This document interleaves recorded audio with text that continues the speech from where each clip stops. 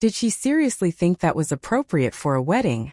That was the sentence that sliced through the soft music, the clinking glasses, and the polite laughter. It floated across the reception hall like cigarette smoke, thin, poisonous, and impossible to ignore. They thought I couldn't hear them. They always think older women don't hear, don't see, don't feel. But I heard every word. I heard my daughter-in-law's whisper, the snicker from her bridesmaid, and the way my own son looked away instead of defending me. In that moment, standing there in my long deep blue dress with my mother's silver brooch pinned at my shoulder, I realized something important. I was done being the quiet one in the corner of the room. The dress was not new. It was the same one I wore to my late husband's retirement party 18 years before. Arizona nights can be surprisingly cool, and the weight of the fabric always made me feel grounded, protected. That brooch, a simple silver rose, had belonged to my mother. She wore it to church, to funerals, to every important occasion where she needed courage. I pinned it on that afternoon with trembling fingers, not because I wanted to impress anyone, but because I wanted to feel like she was there with me. A woman can stand up to anything if she remembers where she came from. Where I came from was not the kind of place my new in-laws would brag about. I grew up in a dusty little town outside Tucson, with a father who fixed trucks and a mother who could stretch a bag of beans into 3 meals. I married young at 22, to a man named Daniel who dreamed bigger than his paycheck. We scraped and saved and worked weekends, building a small catering company from the back of an old van with peeling paint and a broken radio. For years my hands smelled like onions and dish soap, my feet ached from standing over hot stoves, and my hair was always tied back in a ponytail because there was never enough time to make myself pretty. But we built something that kept the lights on, put our son through school, and paid for the house I'm sitting in now. When Daniel passed away, it was just me and the business and my son Matthew. He was 24 then, full of ideas and impatience, always in a hurry to get somewhere bigger, somewhere more important than where we were. I let him believe he was the one changing everything when he introduced online bookings and fancy websites, when he suggested we pivot from small-town catering to event experiences. I watched him rebrand our family business and pretended not to notice how quickly my name disappeared from the brochures. I told myself it was natural. Children are supposed to outgrow their parents' shadows. The truth was I was tired of fighting. Tired of reminding him who stood in the kitchen until midnight while he slept before school. I should have paid more attention to the first red flags. The way his girlfriend, later his fiancée, wrinkled her nose when she stepped into our office and saw fading photos of past events pinned to the corkboard. The way she said, "This place has potential," in that flat, polite tone that really meant, "This is beneath me." She came from a family with money, real money, not the kind you have to stir in a pot until your arms ache. Her parents owned several properties, including one of the most popular event venues in Phoenix.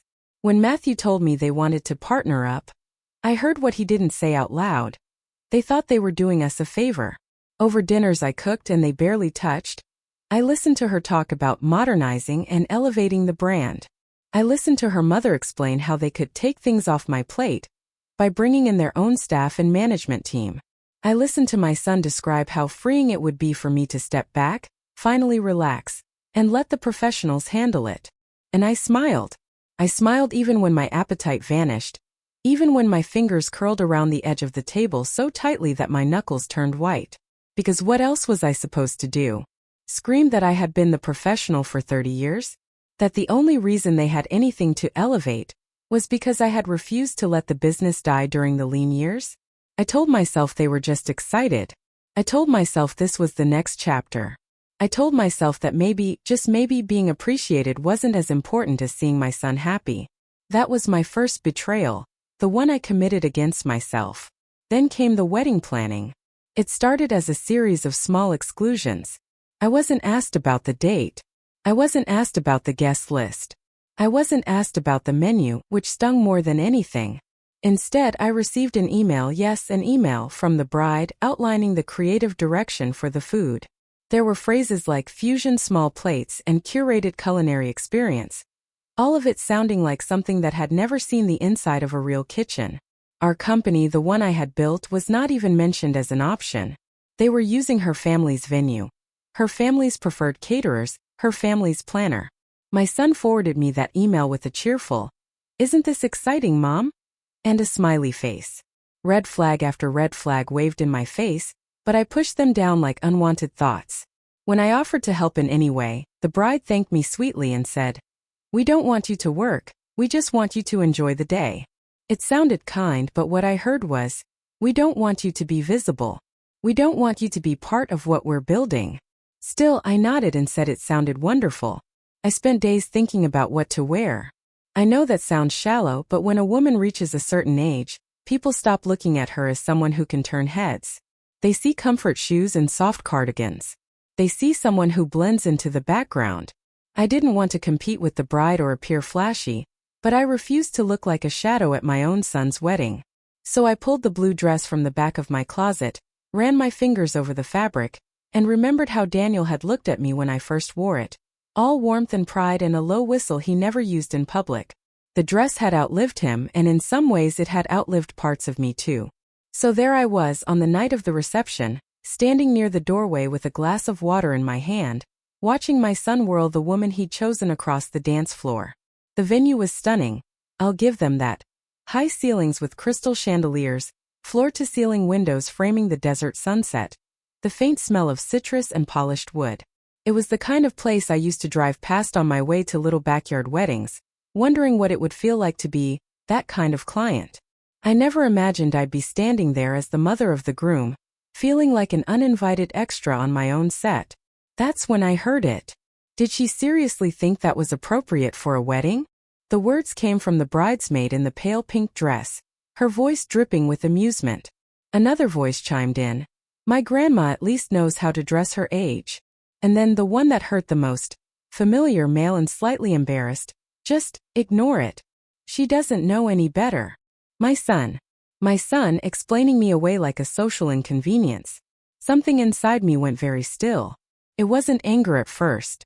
It was a strange cold clarity, like when you realize you've been smelling gas for weeks and only now understand what it is. I touched the silver brooch at my shoulder, pressing it like a button that might rewind time. Instead, it grounded me. I thought of my mother walking into church in that same brooch, shoulders back even when she knew people whispered about her hand-me-down dress. Respect, she always said, is not what they give you. It's what you refuse to let them take. So I straightened my back. I looked around that glittering room, at the polished bar, the perfectly arranged centerpieces, the staff moving silently like ghosts, and a single quiet thought rose up in me, calm and steady. You built women like me out of your business model, I thought. You profited off every dreamer who just wanted one beautiful night.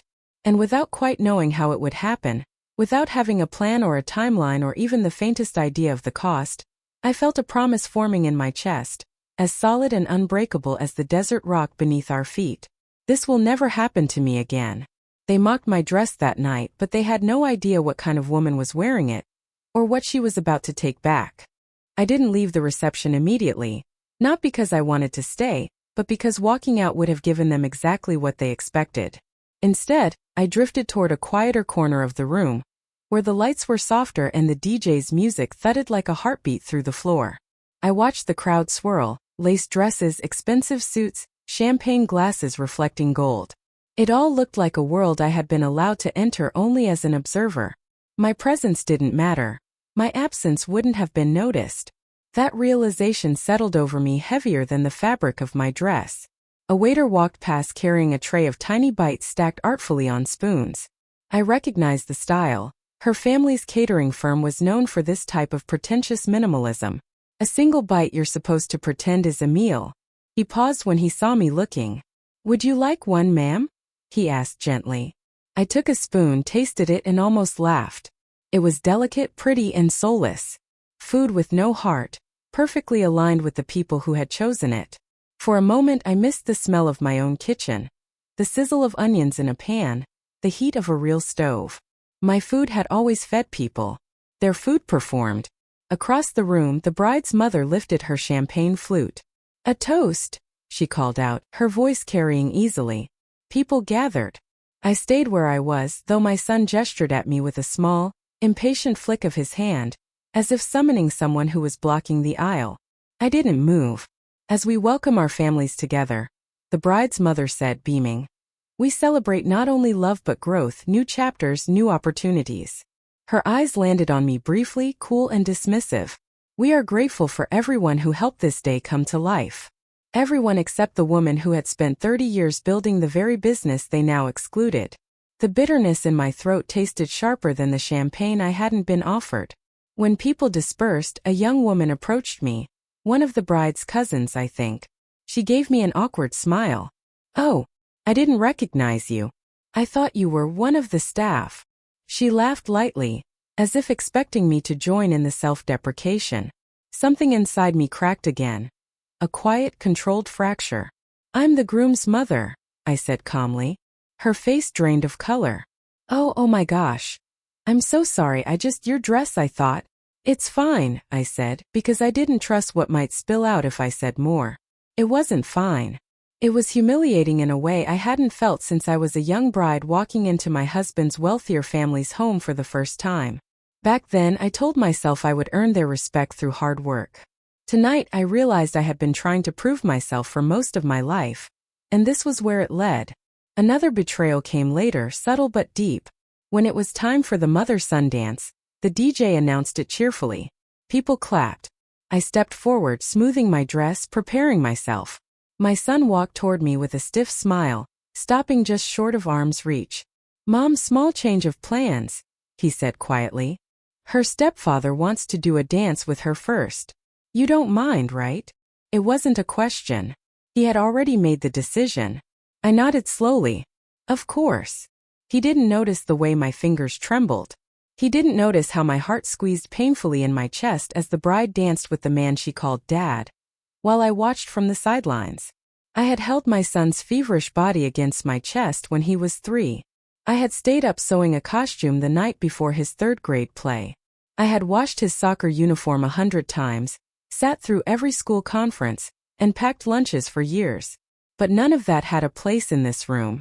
When my son finally turned to me, the moment already dulled, the audience distracted, he said, "Let's make it quick. Okay?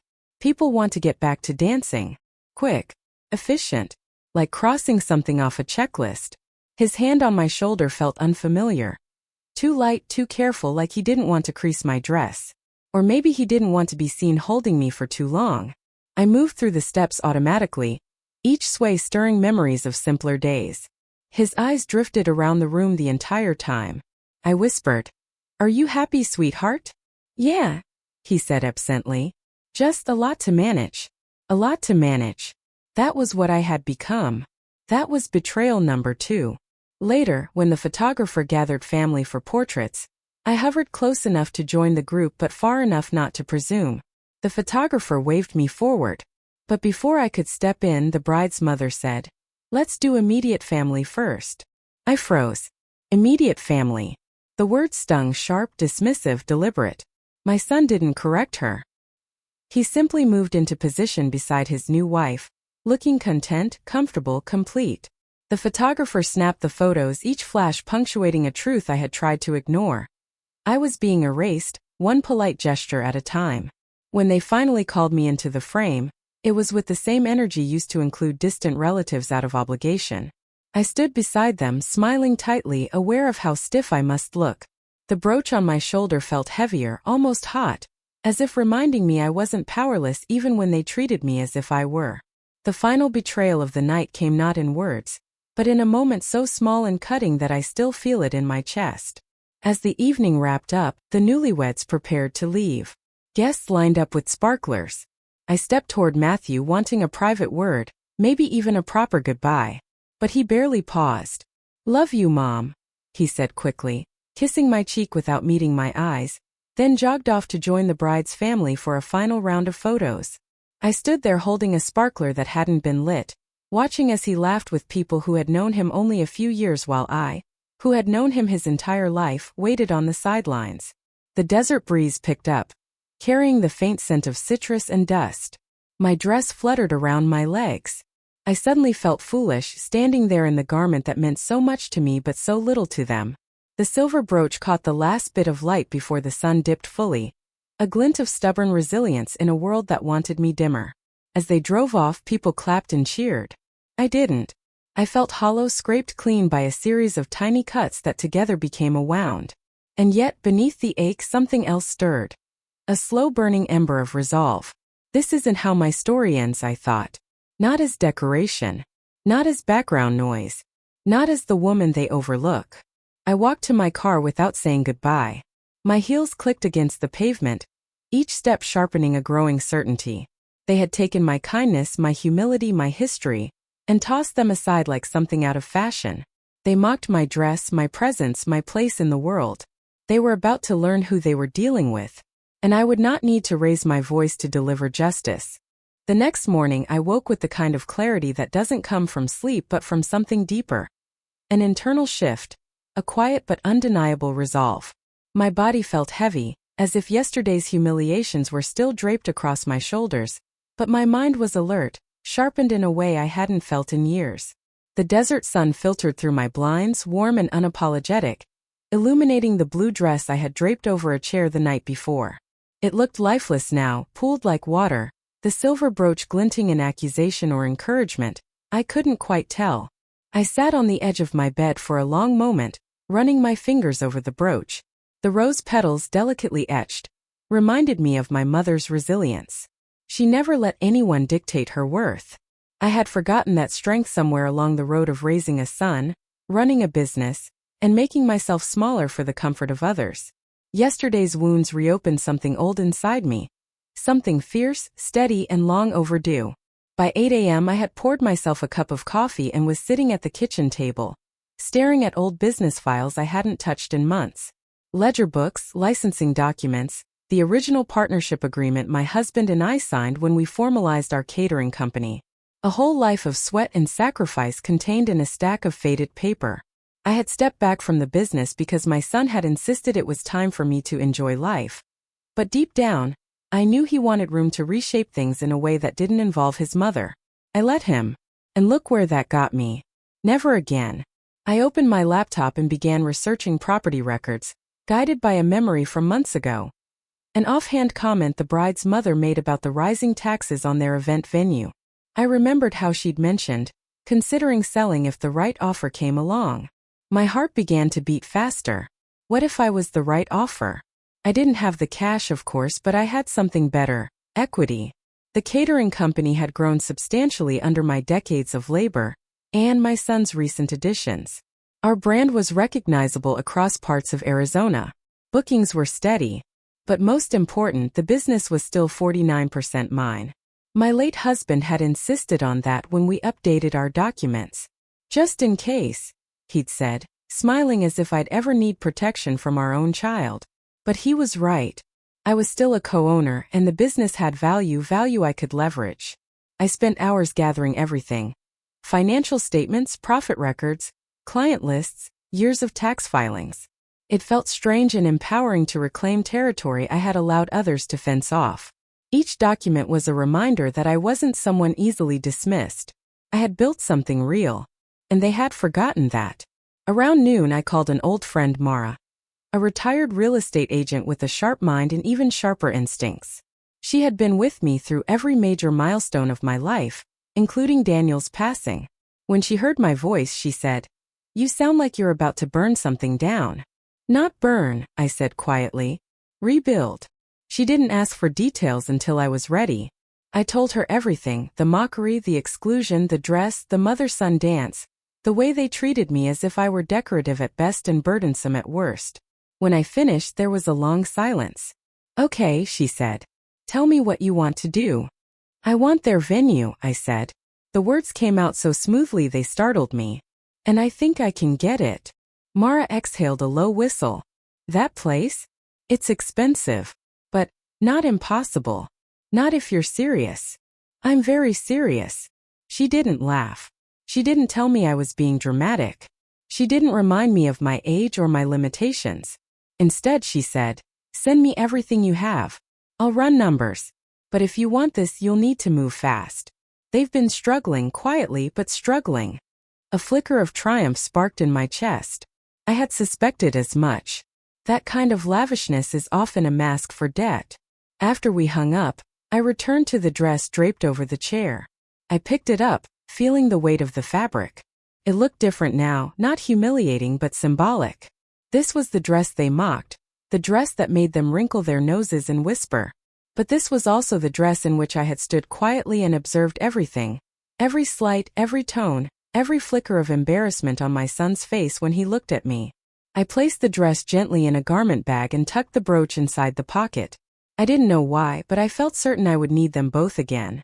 By late afternoon, Mara called back. "You're not going to believe this," she said.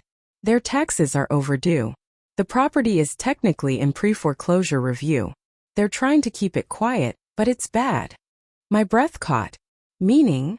Meaning if someone makes a reasonable offer, one that lets them pay off their debt while saving face, they'll consider it. For a moment I closed my eyes. I could see the venue again, the chandeliers, the delicate china, the gleaming floors. I could see the bride's mother standing at the center of it all, basking in admiration. I could see the bridesmaids whispering. I could hear the comment about my dress, my age, my place. And I felt no hesitation. "Let's draft the offer," I said. Mara laughed. "Oh, this is going to be fun." That night, as the desert sky deepened into violet and the first stars appeared, I printed the offer letter and placed it in a simple manila envelope. It looked unassuming, almost fragile, but it held power. My power. The one they had forgotten I possessed. I sat alone at my kitchen table, the envelope resting in front of me. For the first time in months, maybe years, I felt like myself again. The version of me who worked 12-hour days, negotiated contracts, fixed kitchen equipment on the fly, and never backed down from a challenge. They mocked my dress, I thought, but they didn't realize they were mocking the woman who earned the right to stand tall in it. A quiet certainty settled in my bones. Tomorrow everything would change. Not with shouting. Not with bitterness. But with a signature, mine, not theirs. And I almost smiled, knowing they had no idea the storm they had awakened. I arrived at the venue the next morning with the sun still low over the Arizona horizon, painting the parking lot in muted gold. The building looked different in daylight. Less glamorous, more ordinary. Without the evening lights and the curated ambience, its flaws were clearer. A faint crack in the stucco near the entrance, a patch of grass yellowing from neglect, a window smudged where no one had bothered to clean fingerprints. It was almost comforting. Nothing built on shallow foundation stays polished for long. I held the envelope tightly in my hand, the offer letter inside crisp and unwavering. Even if my pulse fluttered with anticipation, I wasn't nervous. No, what I felt was something steadier. Purpose. The kind of purpose that comes when a woman finally steps back into her own life. Inside, the lobby was quiet. The faint scent of yesterday's flowers mingled with industrial cleaner. A strange contrast that somehow captured the truth of this place. Pretty on the outside, strained beneath the surface. At the reception desk sat a young coordinator named Jenna, whom I recognized from the wedding. Her eyes widened when she saw me. "Oh, Mrs. Langston? I didn't expect to see you today." I offered her a polite smile. "I'm here to speak with the owners. Is Mrs. Carmichael available?" She hesitated, glancing at the office door behind her. "She's in a meeting." "Oh, wait." There must have been something in my voice, a calm that left no room for refusal, because Jenna simply nodded and gestured toward the lounge area. I sat down on a tasteful but uncomfortable chair, crossing my legs and resting the envelope on my lap. My mother's brooch was pinned neatly to my jacket. I did not come dressed in the blue gown, but I carried its symbolism with me.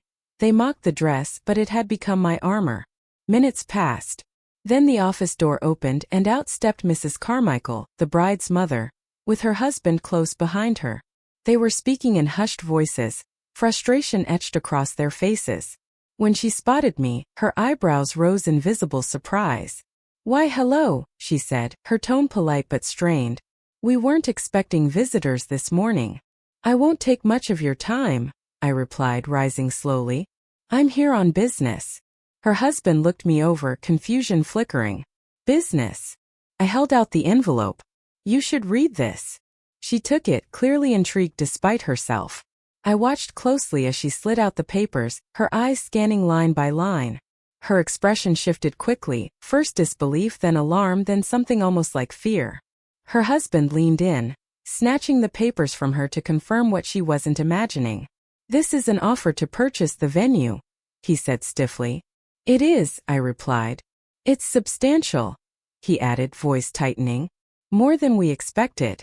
But why are you making it? It was the first honest question either of them had ever asked me. Because, I said calmly, you built an entire wedding around excluding me. And while you were busy pretending I didn't exist, you forgot to notice I still own nearly half of the catering company that supplied this venue for years. I know your bookings. I know your numbers. And I know your tax situation. Mrs. Carmichael stiffened. Excuse me.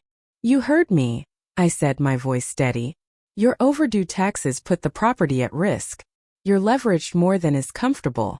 You have two choices. Accept my offer and walk away with dignity, or wait until the state takes the decision out of your hands.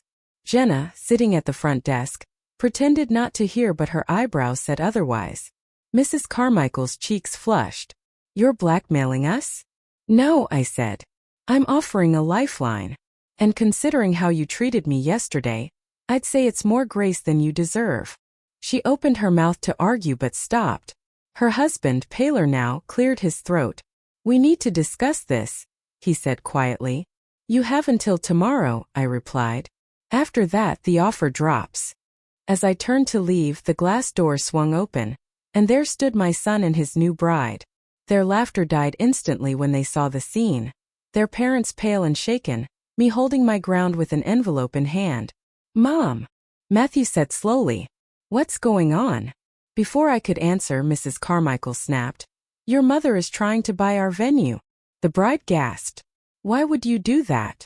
I looked at my son, really looked at him, and saw something new in his expression.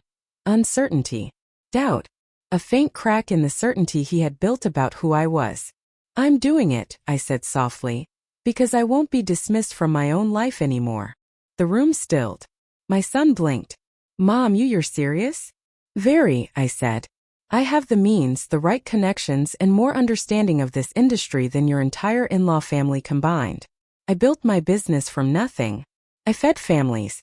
I catered events long before this place existed. And last night, my voice softened but didn't waver. Last night showed me exactly how little you believed in me. His face fell, not defensive now but wounded. Mom, I didn't mean. Words are easy, I said. Actions are what matter. The bride stepped forward, her cheeks flushed with indignation. So this is about last night? You're overreacting. It was our wedding. Everything wasn't about you. My answer was quiet, measured. Believe me, it was never about me. That's the problem. A voice broke through the tension. She's not overreacting. We all turned. It was Jenna. Hands trembling, she stepped forward. I saw how they treated her, she said to Matthew. Your bridesmaids mocked her dress. Your mother-in-law told guests she hoped the groom's side wouldn't be an eyesore.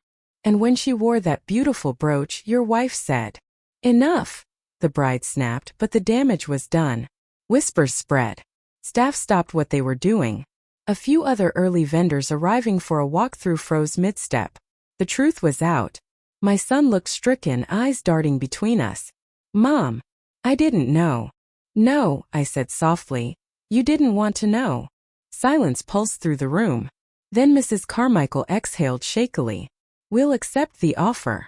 A tremor ran through the bride. My son closed his eyes. I nodded once. Good. And as I walked out of the venue, soon to be mine, I felt the brooch on my shoulder steady me like a hand from the past. They had mocked my dress. They would not mock who I was becoming. The final paperwork took only a week. Faster than anyone expected, though perhaps not fast enough for the Carmichaels' comfort. The sale went through quietly, privately, the way people prefer when they've spent years building an illusion of wealth that has begun to crack. When the last document was signed, I sat in a conference room across from their lawyer, my pen steady, my heartbeat calm. It was surreal, owning the very venue where I had been humiliated. But it didn't feel like revenge, not exactly. It felt like a reclamation. When the lawyer slid the final deed toward me, he said, Congratulations. You're the new owner of Desert Crest Hall. I nodded, but inside something deeper shifted, like a door closing gently behind me. After the meeting, I drove to the venue alone. It was late afternoon. The desert sun hung low, warm and generous, pouring amber light over the building's facade. I sat in the parking lot for a moment, breathing it in. Then I walked inside. The lobby smelled faintly of citrus and fresh paint, changes I had already ordered. Jenna, the receptionist, stood at the desk, nervously straightening a stack of brochures. When she saw me, her face brightened with relief. "You really did buy it," she said softly. "I did." She hesitated. Are you going to fire everyone?" Her question surprised me and touched me. "No," I said gently. "Not unless they were part of the problem. This place isn't going to be built on fear. It's going to be built on respect." She exhaled, shoulders loosening. Then, "I'm glad you're in charge." I smiled at her. "Me too." I walked deeper inside, hearing the echo of my footsteps across the floor where people had once whispered about me. The chandeliers sparkled overhead. The walls, once cold and pristine, seemed warmer now. Maybe because they finally belonged to someone who understood what it meant to struggle for beauty rather than inherit it. In the main hall, I paused in the very spot where I had stood during my son's wedding reception, the moment I felt myself disappear. I closed my eyes and let that memory come and go like a slow-moving tide. It no longer hurt the way it once did. The bruise had faded, replaced by something stronger. I ran my hand along the edge of a banquet table. "This place will serve people who weren't born into privilege," I murmured. "People with dreams bigger than their wallets. People who work for everything they have." The words felt like a vow. Later that evening, as twilight wrapped the desert in muted lavender, Matthew arrived. He had asked to meet. I told him to come alone. He walked toward me in the empty hall, his footsteps hesitant, his expression uncertain. I saw the boy he had been flickering behind the man he had become, confident, flawed, and suddenly humbled. "Mom," he began, voice tight. "I don't know where to start." "Start with the truth," I said gently. He swallowed hard. "I failed you. At the wedding before that too. I let them treat you like you didn't matter. I let myself believe you wouldn't care. Or wouldn't notice." "I noticed," I said. "But I understand why you didn't. You wanted to fit into their world. You thought you had to leave me behind to do it." He winced. "That's not what I meant to do. Intentions aren't the same as actions, sweetheart." A silence stretched between us, not hostile, just honest. He stepped closer. "Mom, when I heard you bought the venue, I didn't understand at first. Felt like an attack. But now I think it was something else." I waited. A tear slid down his cheek. "It was you standing up for yourself. And I should have been the one standing next to you." My chest tightened, but I kept my voice steady. "We all lose ourselves sometimes. What matters is what we do when we realize it." He looked around the hall, eyes softening. "You're going to make this place incredible." "I'm going to make it fair," I corrected him. "And welcoming. No one will ever be made to feel small here." He nodded slowly. "Can I help?" "Not as a partner. As your son." Those words, "your son," held more weight than any contract we'd ever signed together. "You can," I said softly. "But start by learning to see me again. Not just as your mother. As the woman I've always been." He stepped forward and hugged me. For the first time in years it felt real strong, warm, and without hesitation. "I'm sorry," he whispered. "I know," I said, resting my chin briefly on his shoulder. "But apology is the beginning, not the end." When he left, the hall was quiet again. I walked to the center, letting the silence settle around me. I reached into my bag and pulled out the silver rose brooch. The overhead lights caught its edges, sending tiny glimmers across the room. My mother used to say, "Wear this when you need courage." I pinned it to my jacket, not because I needed courage now, but because I had already found it. Outside, the desert wind rustled gently against the windows, carrying with it the scent of sage and the promise of something new. I stood tall in the venue they once believed I didn't belong in. A woman they mocked. A woman they underestimated. A woman who now owned the ground beneath their feet. Empowering closing message, audience-facing. To anyone who has ever been dismissed, overlooked, or spoken to as if your worth expired with your youth, remember this. Your strength is not behind you. It is within you. Quiet power is still power. And respect is not something you ask for. It is something you claim the moment you stop shrinking to fit someone else's expectations. If this story moved you, please like, subscribe, and share. Your voice matters. Your story matters. And you are never too old to rise.